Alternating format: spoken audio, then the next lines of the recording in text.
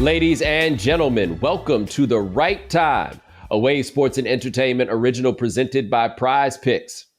My name is Bomani Jones. Thanks for listening wherever you get your podcast. Thanks for watching us on YouTube. Subscribe, like, rate us, review us, give us 5 stars. You only give us 4 stars. I'm inclined to believe you are a hater. It is Foxworth Friday. Domonique Foxworth, what's going on? Not much, man. It's Friday. The sun is out. The weather is starting to change. I don't know if I just, when I drop my son off at school in the morning, I listen to like local radio, which is like the only time I listen to local radio. It's a short ride, but they had the people who get on there. This might just be a local thing, but on Friday, morning radio be exciting. And I gotta admit, I like to get a little taste of it because they be like, it's Friday. And I was like, you're damn right. The sun was out, it felt good. I ain't gonna lie, because I have not listened to actual, especially I haven't owned a car in 7 years. So I have not listened to actual radio in quite a long time. But I look back on it and I think on it, and it is a window into a life that I have lived, but have not lived in a long time, which is that, damn, I'm just trying to make it to Friday. Just try to make it to Friday. Like you listen to the radio, for like all the old radio, morning radio shows. It's the weekend, baby. Everybody just try to make it to Friday. That's it. The best thing I used to remember driving to school when I was a kid, or my brother would drive us before I got old enough to get my driver's license, and they would do like a club mix in the mornings. And I was like, man, this is sad. And even at the time, at 13, 14, 15, 16 years old, I was like, man. But them beats was knocking. But I also was like, damn, they just try to get everybody excited to go to work. They don't want y'all to cry in your car.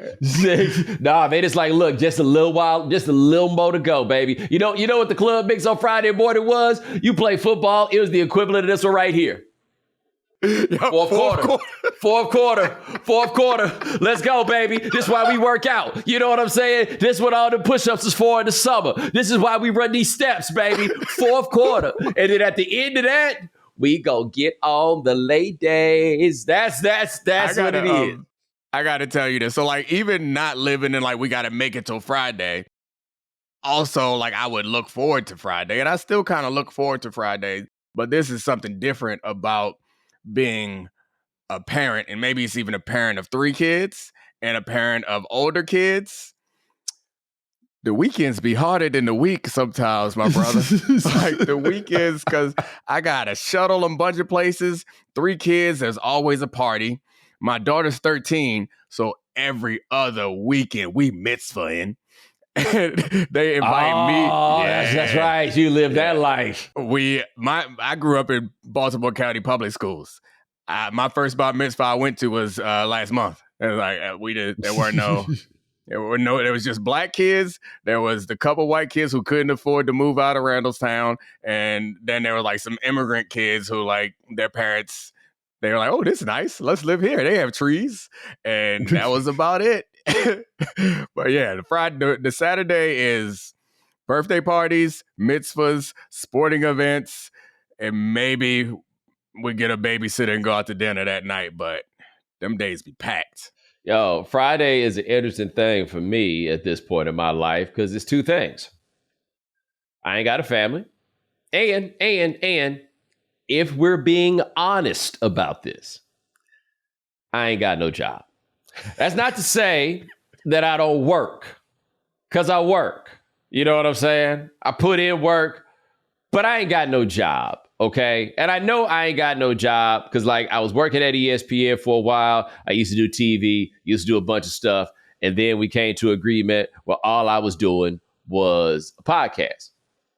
And I realized that didn't really count as a job the day they let me know, hey, by the way, homeboy, January 1, you on your own about this health insurance, partner. I was out there. I had to go. Me and that boy Obama, we went and talked for a second about that insurance. You know why? Because they telling you ain't got no job when they take that health insurance back. Now, I'm sure that there was some actual laws and regulations around that. I ain't gonna lie. I thought that was kind of whack. How y'all know it don't take me 40 hours a week to get this goddamn podcast together? Who are you to say? That's where I was. But anyway, I do this podcast now.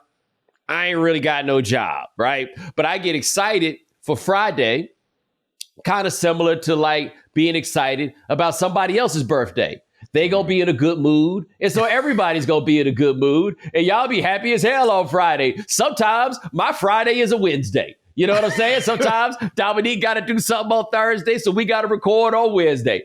Wednesday is Friday. Already, big baby. That week of Memorial Day, Wednesday gonna be Friday for me, and I'm gonna be in one of them Mai Tai countries on Thursday afternoon. I was about to say, you got to travel because it's tough to go outside, be outside on a Wednesday that's actually a Friday for you, but for everybody else, it's hump day.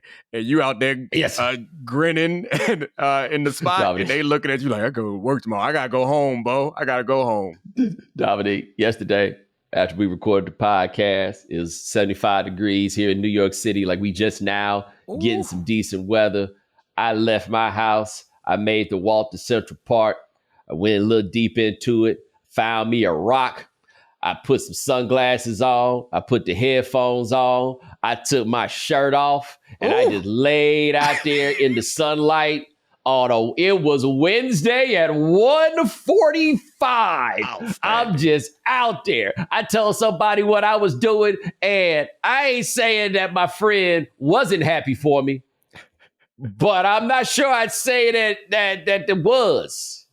I was in I got a similar situation. The one time where I felt like I ain't had no job was we were living in New York, and I left the Players Association, and we were staying here until the kids finished their school up there. Oh, so you actually didn't have a job? Yeah, no, I actually didn't have it. So I got bored, so I started writing. That's how I ended up here. Right. But I actually didn't have a job. So I take the kids to school and then come home. It's the first time in my life ever. Like I went football. Like I was working in football from time I was high school all the way through to business school I started the MBA while I was still in business school. And then this was like the first time I had no job. So I dropped them off. I didn't know what to do myself. So I started writing, but I also had some situations where I walked outside, especially when the weather changed in New York. It's a different feeling. You got to get out there. And I walked outside and bought me a soccer ball and just was kicking around New York City by myself, go over to Riverside Park, go out there just kicking goals by myself, just being weird. And it was just great, just being weird by myself. Let me tell you what's interesting about New York versus some other cities in that regard, right? So I ain't gonna lie, and maybe I understand why you may think that what I'm about to say is a demonstration of a lack of self-awareness, which is while I'm out in the park, there are other people in the park, some of them walking, some of them in swimsuits in the sun, some of them just sitting on benches, half of them smoking weed. Just, it's a lot going on out there in the park. And I ain't gonna lie, I be looking at them and I'm just like, you ain't got no job? You ain't got nowhere to be? You know what I'm saying? And then in New York, like when I used to do that in Miami, I meant that in a much different way, right? Because in Miami, ain't nobody going to no work. Like it's hard to explain, but you got to realize in Miami, they ain't got no jobs. I'm like, why you got a yoga mat under your arm? It's Tuesday at 11 o'clock in the morning.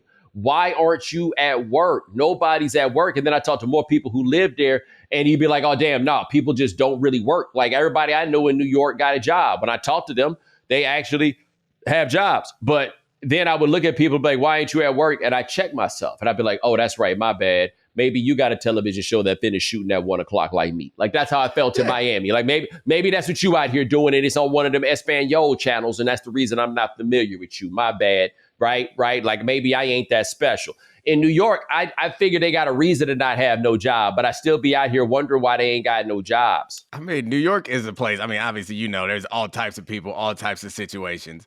The funny thing about like the people that are out in the middle of the day, I guess it depends on where you are, though. But because my job is kind of flexible in that, sometimes I got some time in the middle of the day.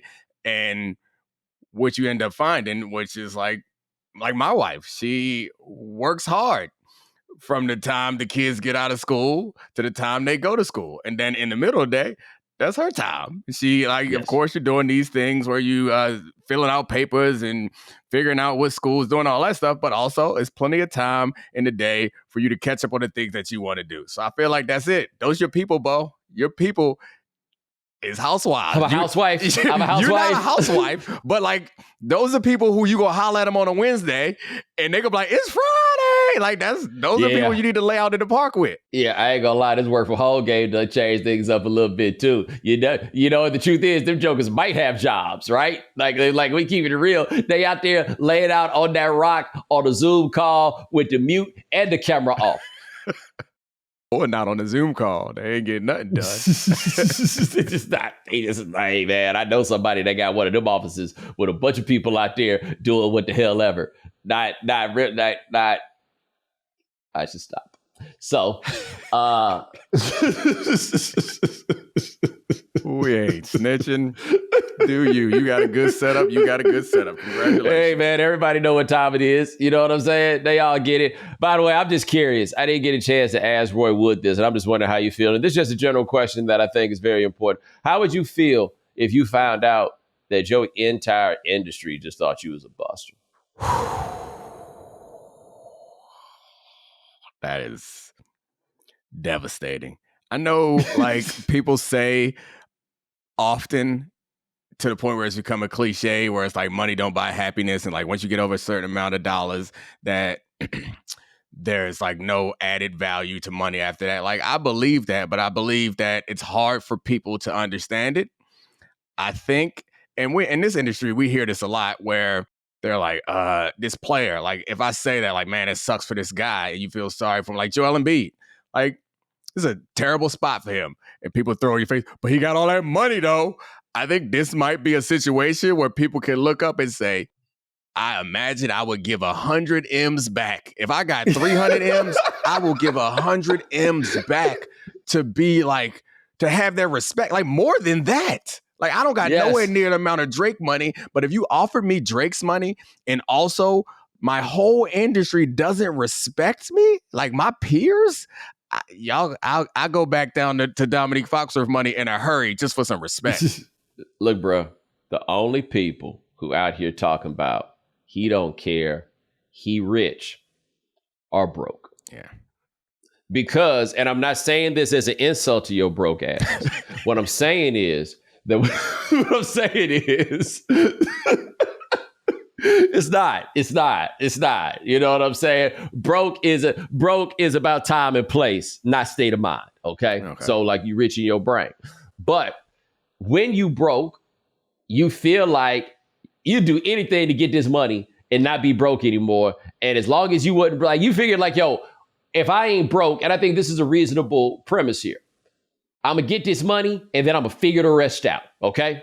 And what's going to happen is you're going to get that money and then you still going to need to figure the rest out. It is going to be it's the exact amount of outfiguring that you had to do before the money. So if you don't have money, you think, man, I won't care what nobody say about me. If nah, I'm just telling you. All you got is time. All you do is care about what people think about you. Yes, and we know these people, Domonique, right? Like we are at the place where every dollar you get you closer to somebody with way more money than you, okay? It's depressing. We see these people all the time. They are not happy people. Not that they're all unhappy, but there is no direct correlation between that money and their happiness. They just got stuff you want. And you a jealous motherfucker. Oh, I told my mama I wouldn't do that. You just jealous so you think everything would be better if you had it. I would say this, though.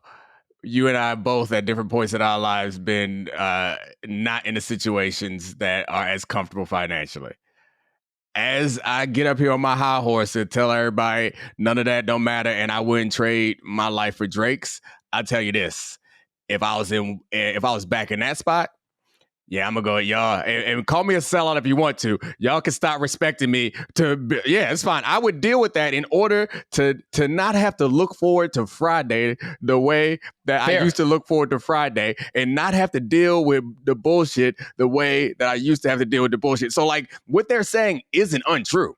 It's true. Correct. It's true. You would rather deal with this rich than deal with this broke. Correct. You're damn right. It's a lot easier, a lot more figuring out to do, feel a lot more comfortable. In their defense, it's a lot easier to figure out all the figuring out while you topless laying on a rock in the middle of Central Park, to be fair. If you are flipping burgers at this moment and Bomani's in your ears making you feel better, we understand that you would rather be Drake than you, which is fine. But I'd rather be me than Drake, which is a crazy thing for some people to hear. Oh no, let's get this straight. You would rather have Drake job than be Drake. But if you would rather be Drake than be you can fix that. Okay? You can square up in the goddamn mirror and you can look at yourself and say, how can I be better than this? Because there's all kinds of room for you to go be better than that. Because that's what I think this hit. Like, as I find it, I talk to more people who would make the argument, and Roy was talking about this too, but they make the argument that nothing's really going to happen from this beef. Nobody's going to be swayed. It's not going to hurt them. I'm like, nah. That old sticks and stones line, that's not true about most people, right? Them words be hurting. Real. Think about how much work we do to change all the words that we used to do. Yeah. Right? Because the words be hurting. I don't think the words be hurting. I understand where Roy is coming from, but I don't think that he's saying the words won't hurt. He's saying that Drake's career won't be impacted. But I would push. Oh, you got to push back on that. I'll have a little pushback on that. Go ahead. No. I was going to say yes, that his career won't be hurt, but I don't think I wasn't ever thinking that this was going to be the end of nobody's career. Right. I just thought he was going to really hurt that man's feelings and affect his dignity. I think Roy's right. His career won't be hurt. But I think the things, to the point that we're talking about, the things that he cares about will be hurt. The things, once you get a certain amount of money and success, your personality doesn't change. You still have as much passion about something. It's just no longer making it. Now, I believe in sports, people who are listening to this are sports fans. I imagine that they completely understand the concept of legacy. And while maybe the amount of money you make doesn't change, or all these other your career statistics don't change, like, your place in history does change. And this is something that I think that this battle is going to change Drake's place in history. No one's put him in a position where he was clearly, where it felt clear that he is not of this and he is performing it. And now when you have a direct juxtaposition with Kendrick and him directly naming it, 30 years from now, we're going to look back and be like, Drake was a fire-ass pop artist. And I think that cuts deep, because he wants y'all to say he was a fire-ass rapper, which he's a talented as hell rapper. But it's like, man, you was a fire-ass pop act. That shit hurt. When you tend to get to the top of these levels of the game, this was the thing about Michael Jackson and Prince, or whatever you wanted to call the beef they had. You could call it friendly rivalry, whatever it was, right? But it was a thing. Prince resented the fact that Michael was a bigger star. Mike resented the fact that Prince was treated as a serious songwriter, artist type, right? Mike wanted to be more, like saying Mike was the biggest star in the world. That wasn't enough, right? He wanted the streets to love him. He wanted the streets to respect him. A more micro version of it, Pete Rose and Johnny Bench with the Cincinnati Reds in the 1970s, where Johnny Bench was a bigger star nationwide, and Pete hated that. But Pete was the man on them streets in Cincinnati. His name rang out with the people. And that's what Johnny Bench wanted, right? You see what I'm saying? Like, there's always like some level at the top on that. And Drake want the real cast to respect him. He want these dudes to, and he wants that more than Kendrick wants to be famous. That's a bad play. I guess to some degree you can have both, but I kind of feel like you can't have both. I'm trying to think through the history of hip hop or the history of anything. You can't really have both. Even if like Jay-Z's the closest to have done it, like Jay-Z now is at a point where the streets be coming for his neck when he be saying this weird stuff. Like, you kind of can't position yourself as anti-establishment and establishment at the same time. And I think it's somewhat just human nature where you're like, whatever you don't have is what you want. I have this conversation with one of my homeboys all the time, my cousin actually, about like relationship stuff. And he came to the conclusion that like, I'm be happy with a girlfriend. I'm be happy without a girlfriend. I'm be sad with a girlfriend sometimes. I'll be sad without a girlfriend sometimes. I mean, it's just the way it is. I'm going to go with life and go with the flow. I think an example, like if I were to look at the evolution of the last, I guess we'll call it like 15 years of my own career, right? You can't be the people's champ forever. even some of the people for whom you was their champ, when you was the people's champ, you just become champ. They just shortened it to champ. And they forget what champ was short for, but you ain't the people's champ no more. Like you're going to have some people that still going to like see you. You're going to have some day ones that still going to be there. But you can't be the people's champ forever, right? After a while, it's a whole new wave of people that only know you as the champ. They're not going to know nothing about the people part or the people that's your people. They're going to be old to them folks now, right? They're going to be want to disrupt. But whatever it is, you got to deal with that fact. The thing for a dude like Drake was, though, Drake was never the people's champ in the first place. He was always kind of trying to dial it back to go get the people while also going to do those other things. It's a real tough play, man. It's a real tough play. It's interesting that, and this is where we need to probably, or I need to talk to you or someone else who has more understanding of how the music industry works, is that it seemed clear that that's what Drake wanted to do, that Drake wanted to get that like people's champ and get the people on his side. But his career decisions, the type of music that he started to make was like, you know what?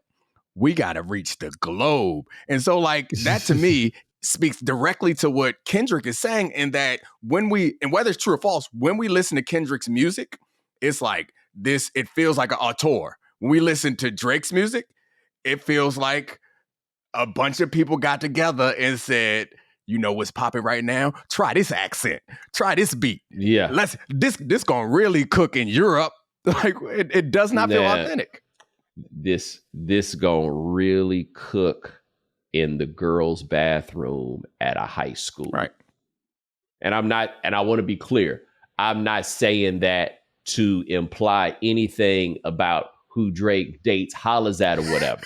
I'm talking about making music that young girls and women like. That was the ticket. I was talking to somebody about this the other day, but she was like, yeah, when Drake dropped and I was in college, he was very clearly and obviously rapping for us and we appreciated it, right? Then they kind of grew up and they were like, yo, now that I look back on it, I think he's kind of whack. Yeah, that's the thing is like, I remember, and I think you and I have talked about this before, that when we were younger, like very young, we had like similar tastes in like, I wanted the realest hip hop music. And I remember like not even given, You're All I Need was like the only like love hip hop song that I kind of liked. But any other ones, I wouldn't even give a chance. Cause like that ain't what I'd be mad. I will skip that thing. And every album had it.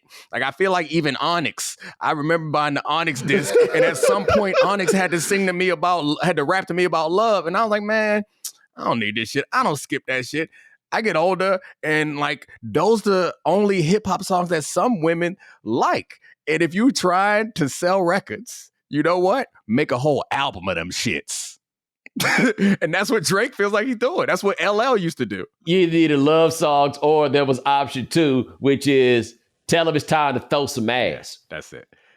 They like, oh, it's cool. That's what we're doing now. Oh, okay, just as long as, hey, he said it was cool, right? Like once that side come out, man? Because in the end, that's the thing that's very interesting, is now that we have a rise of certain ladies that's on the microphone. And, you know, they getting their saws off or whatever. And what they really going for is, hey, girl, it's basically, it feels in a lot of ways music for when a bunch of girls hang out together and no dudes is around and they can throw ass in peace. I think you're right. But I also think it's about throwing ass in public. Because I think that and this is like deep-seated cultural stuff, like everybody want to flex, everybody want to show off. And it's not fair, whatever. We can do all the disclaimers we want to, but for women, part of the things that people value for in society, is how you look. And for men, it's money. So rap music from a male perspective is like, I got this, I got that. Your jet is too small. I got all this money. And part of it for women is, I got the best this, I got the best that. Watch me do what I do with it. It's like very much like when I was a kid, and I remember this very clearly. We'd go down to North Carolina for my dad's family for Thanksgiving, and I go with my cousins out to the park or something. I would give them work. I would play harder in those basketball games and pick up football games than I would in my real games, because you know what? I'm in your hood, and I'm going to let you know that I'm on top of this shit. And I feel like it's the same thing. I'm going to shake that ass that way. I'm going to spend this money that way. So I don't know the last time you was in a club, right?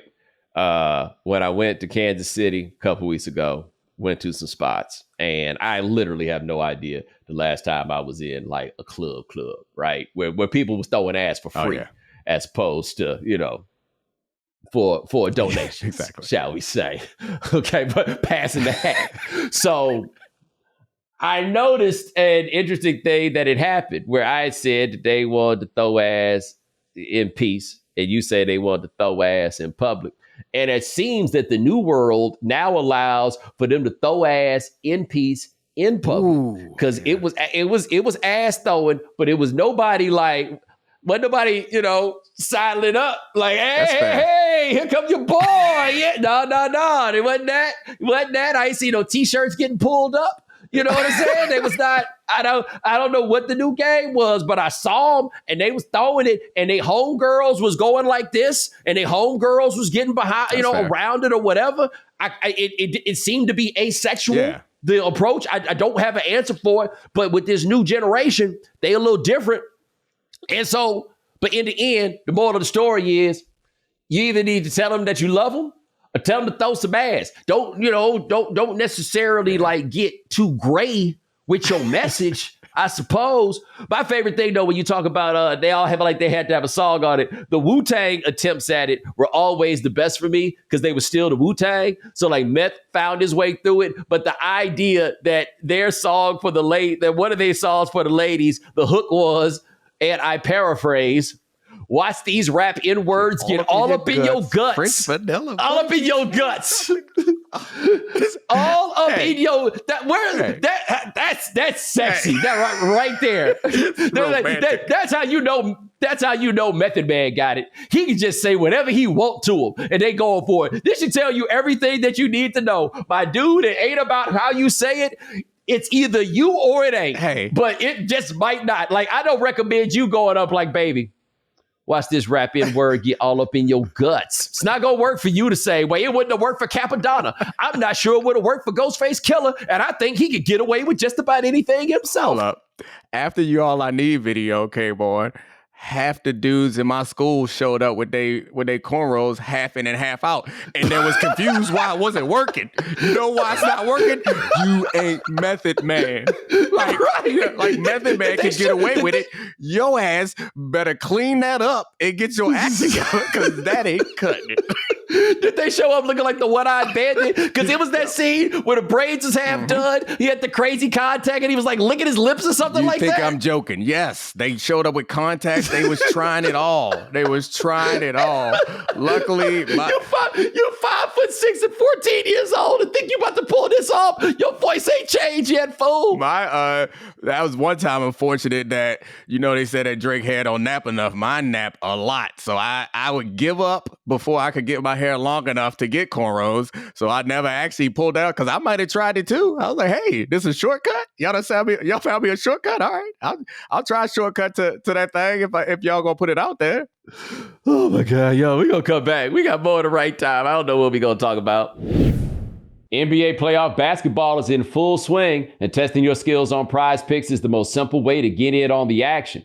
You just select 2 or more players, pick more or less on their projected stats, and submit your lineup. You can turn $10 into $1,000 with playoff basketball and hockey entries today on Prize Picks, America's #1 fantasy sports app. And if you stick around for the end of the show, you'll hear picks from producer Sean that could potentially help you win big. Prize Picks is really simple to play, and you can make your picks and submit your entry in less than 60 seconds. Quick withdrawals, easy gameplay, and an enormous selection of players and stat types are what make Prize Picks the #1 daily fantasy sports app. So make sure you go to prizepicks.com/Bomani and use code Bomani for a first deposit match up to $100. That's prizepicks.com/Bomani. Prize Picks, daily fantasy sports made easy.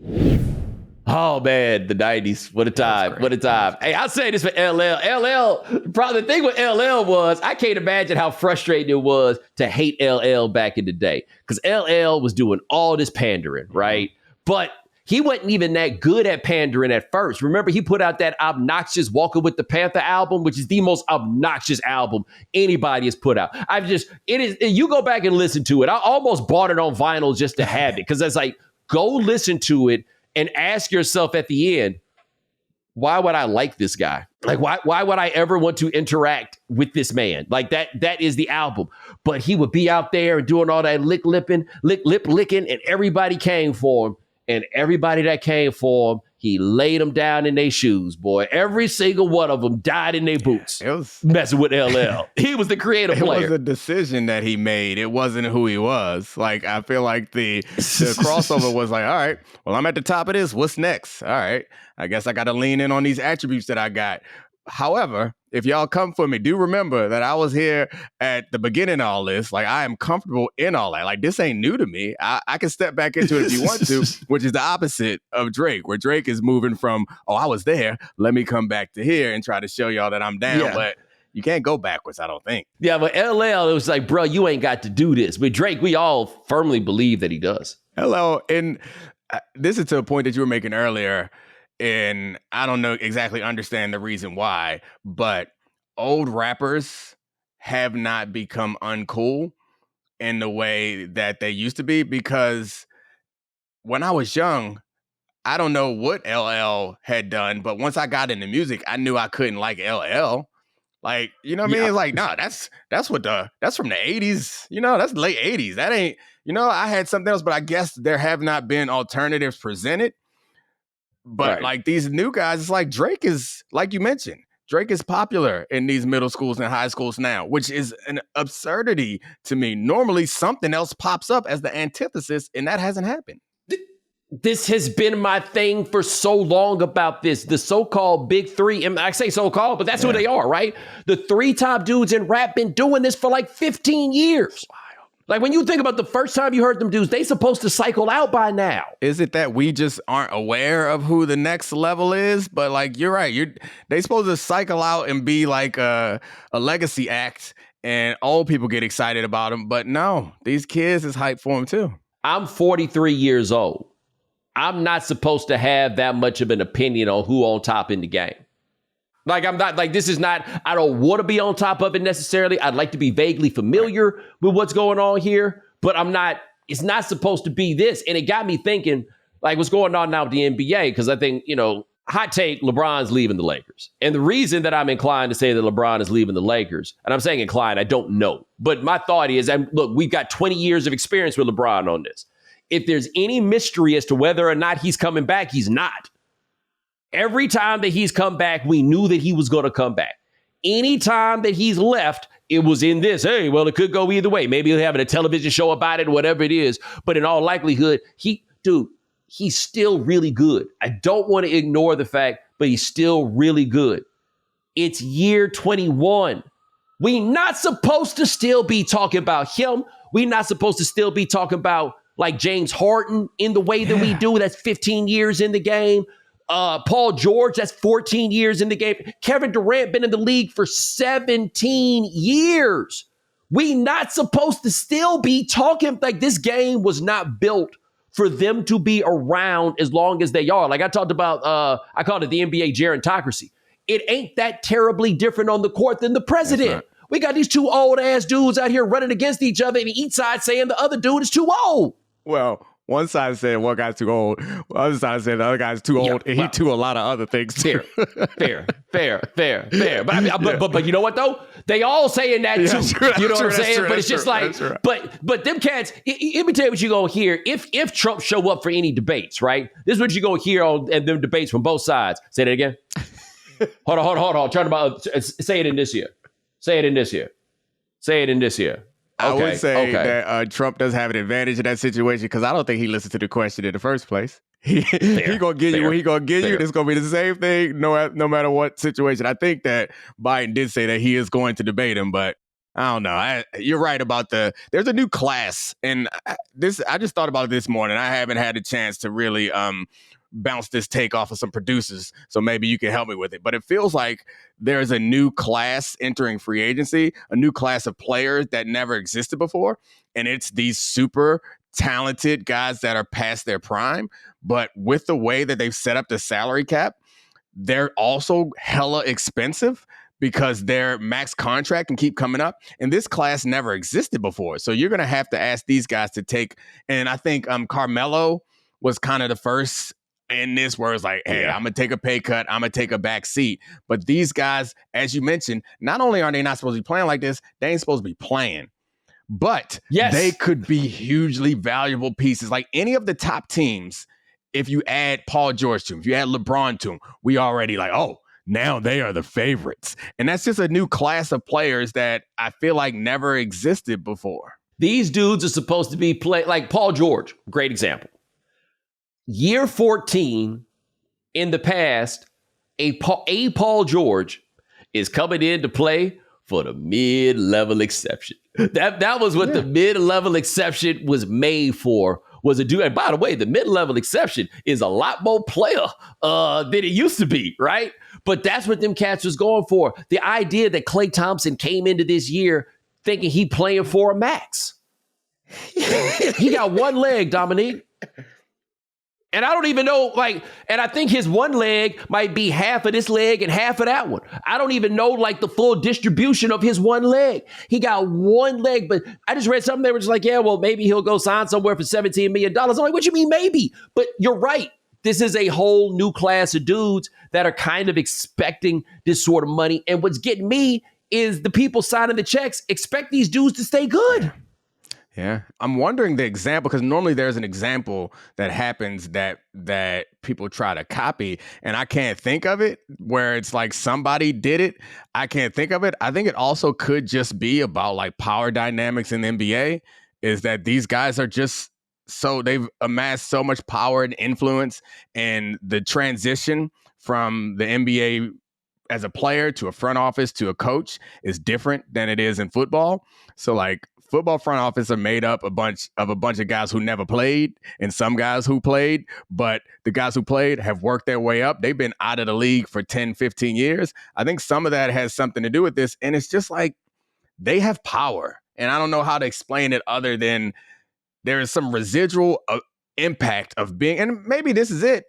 They've kept the league not only kept the league afloat, they've floated the league. They've grown the league. Yeah. And when they show up, y'all gonna respect them, and I think that's fair. But also, you can't pay LeBron $50 million you can't pay anyone $50 million and not expect them to be the number one option. Well, also, man, maybe part of this is all our old asses a little more can relate to hold on to whatever your space is, right? Because look, the NFL got a system to cycle all of this out, right? We pay the young guys really cheap. We pay the stars a whole lot, and ain't no money for you just hanging on, right? You're going to be out here doing this for the love. And as a result, all these dudes wind up cycling out at every job and at every place. We see people hanging on and staying longer and staying longer and staying longer. And so they looking at the James Hardens and the Paul Georges. And I guess we just looking at them oh, okay, this is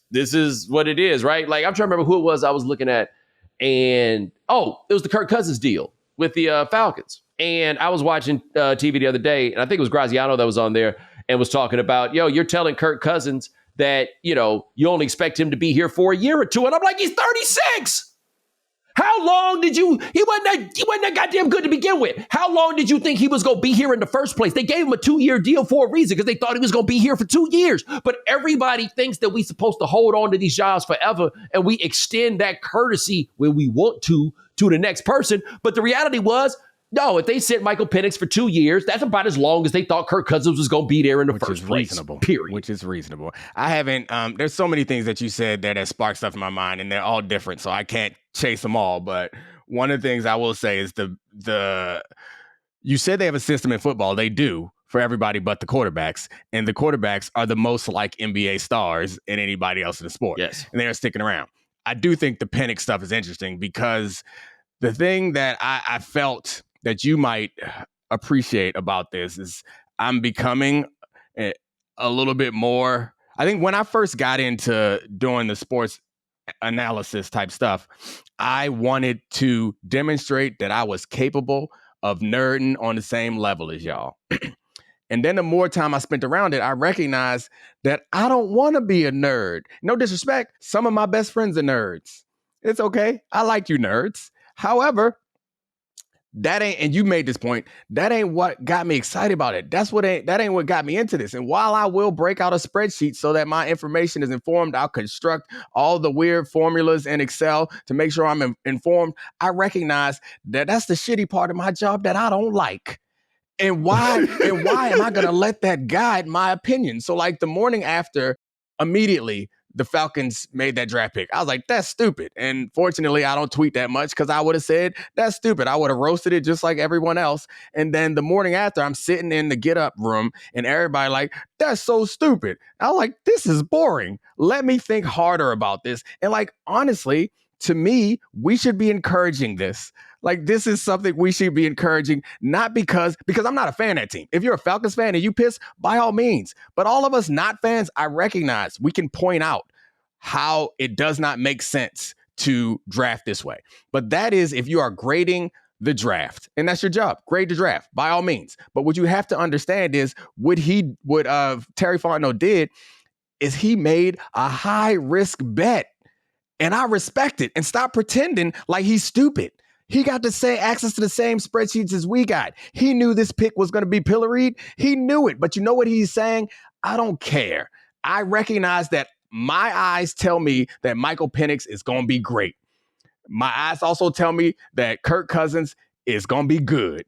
I am not going to pass up on what I believe to be great for something that I know right now is just good. And so, like, I get why everyone is like, man, draft capital and like timing and planning. Shut up. And I think a lot of the draft analysis or how you analyze a draft is based on the assumption that the general managers are going to be wrong, which is a fair way because most of the time they are. But if I'm the damn general manager, I'm not going to be wrong. I'm going to believe my eyes. And if I think my eyes tell me that I got a star sitting there at 9 and I got an old ass slightly above average quarterback in my locker room, I'm going for that star and I respect it. Like, that is fun. That is great. Like, stop acting like we're going to discourage this type of decision making. Yeah, the Falcons are going to be up and down as a result of it. And any defense that you want to make, sorry, I'm rambling. Any defense that you want to make of Terry Fontenot, I recognize it's easy to undercut. If I'm trying to argue that he is making this strategic decision, you can also say he drafted a running back in the first round and he drafted a tight end number 4 overall and he drafted a receiver. Like, clearly, Terry Fontenot does not respect your draft analysis. And I want more of them in the league. I don't want everybody out here trying to play like the Warriors. I want different. And so that's all. I'm sorry. Obviously, that's been on my chest. I said, no, you good, buddy. I said it before, and I'm going to say it again. Imagine if Michael Penix turned out to be that dude, right? Which is entirely possible, right? Imagine he turned out to be that dude, and they like, y'all could have had him, and you was like, yeah, but, you know, we had Kirk. Yeah, we had Kirk, right? Imagine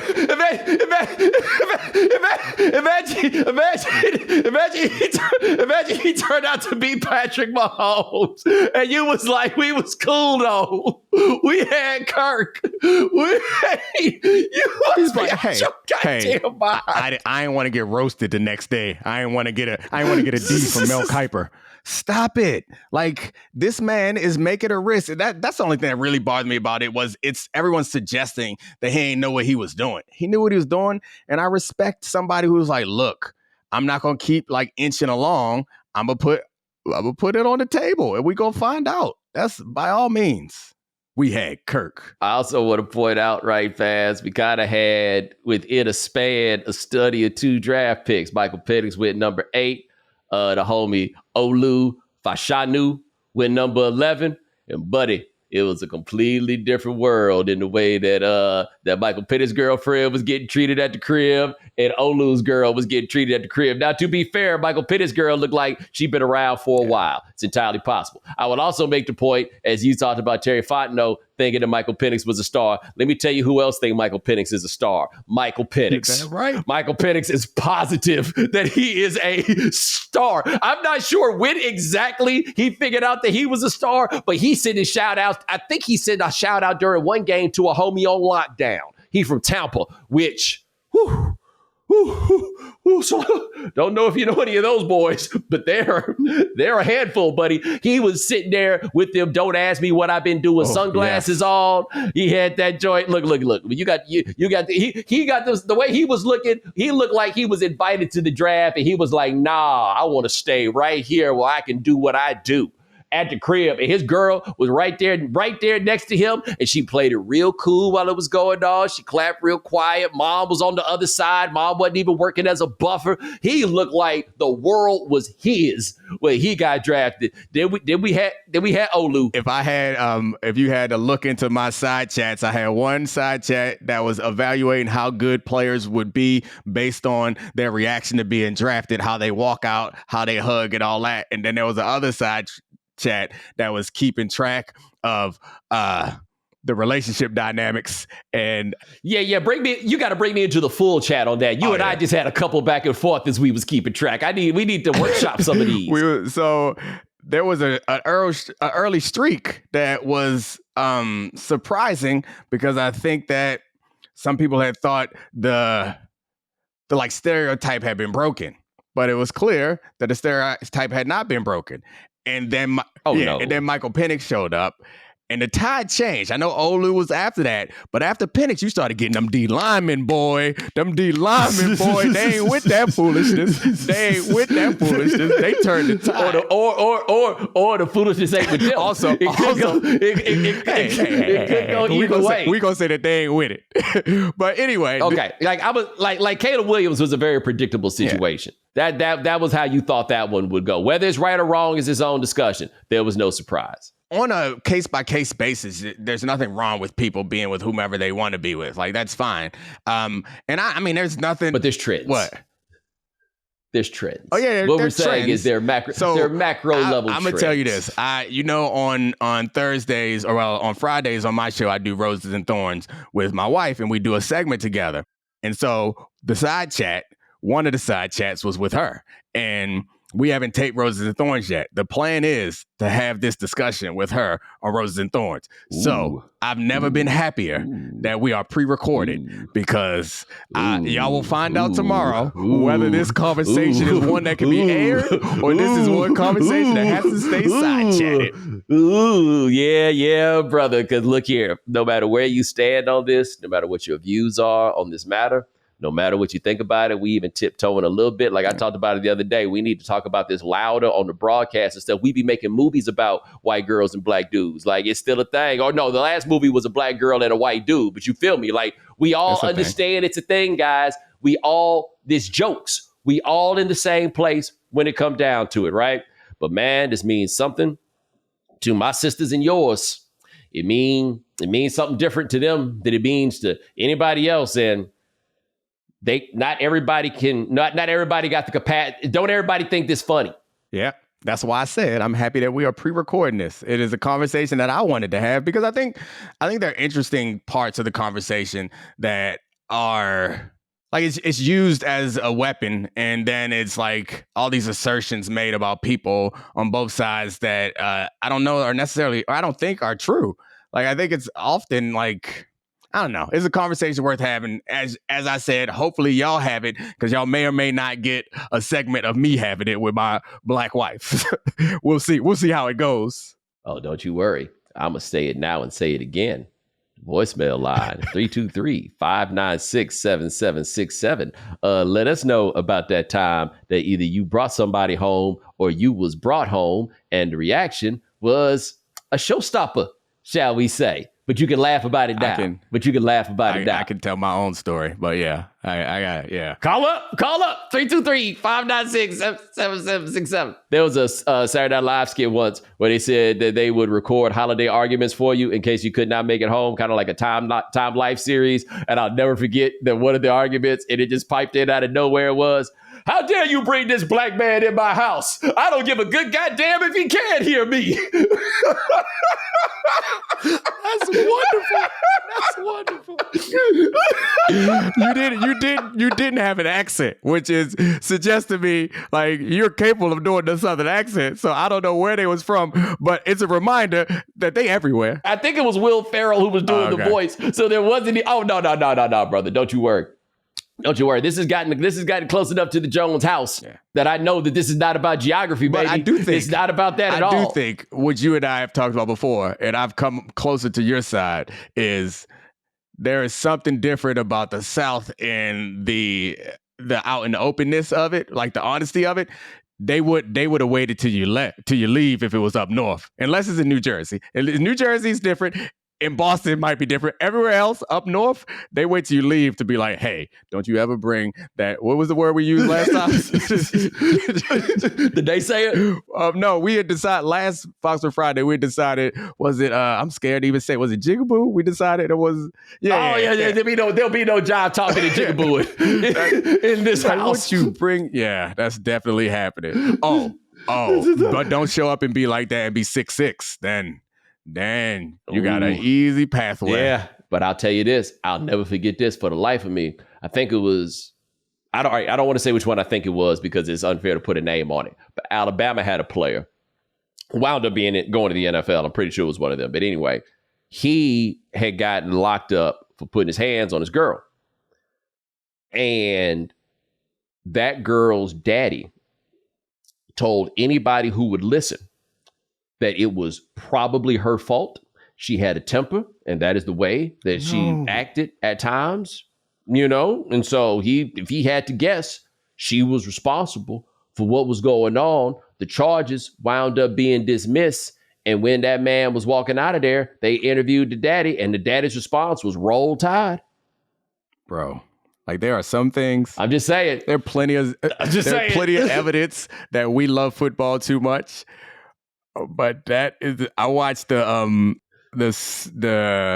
show, the American Crime Story Hernandez show that I wrote on. I got a chance to watch some of the episodes, and they tiptoe around some of those conversations about how much the country loves football. And I realized that we could have saved several hours of the show by just telling that story, because like there's no greater evidence to how much the country loves football than like my daughter got a slick tongue? Y'all better stop it. They should have arrested him. him. He went to court, and I don't know for who. There ain't enough sacks or touchdowns. I don't know what player you're talking about. There ain't enough kick slides or pancake blocks on earth. Hey, look, man, every now and then something happened that make it real hard for me to continue to argue the presence of this racism. You know what I'm saying? Like every now and then something come up where I just got to be like, yo, things just ain't the same for gangsters. That ain't nothing but Alabama's football team being integrated. Like, yeah, I hate your black ass a lot, but I don't hate you more than I love these football wins. And he's I love my daughter a lot, but I don't love her as much as I love these football wins. That's what I was about to say. You don't hate them as much as you love your daughter? I can't understand that. That's all I'm saying, bro. I can't understand it. I can't imagine, like, especially, yeah. See, I have flummoxed you, Domonique. You are gobsmacked. I have only ever told one story that left the person I was speaking to at the time more gobsmacked than you appear to be gobsmacked right now. And just to kind of change the tone, I will tell that story. And that story is as follows. A friend of mine, I don't even know if you've ever heard this one, Domonique. You may have. But a friend of mine used to work with a guy who worked for a cruise line. And something had happened. and he thought his girl was cheating on him, right? Like he's got to thinking about stuff, kind of whatever. But so he had gone through some lengths to try to find out if she was cheating on him. He had even put some recording material like on the phone, like it's like something there to record. And he felt bad about that though, right? Like he felt like he was tripping. He wasn't giving her enough leeway or whatever. And so he didn't even check it or nothing like that. But then one day, as the story was told, some man, quote, named Jaime or Esteban or something like that, called his house and said, and I quote, "Where's Gloria?" And it was at that point that my man was like, okay, I got to go check the tapes. And so he's checking the tapes, and his girl is on the phone, and she's talking to different people, and she's talking to her mom, and she's like, I don't know, I'm just worried. I'm just nervous. I think he knows. I mean, I'm just like, what's he going to do when he finds out that I'm fucking the whole ship?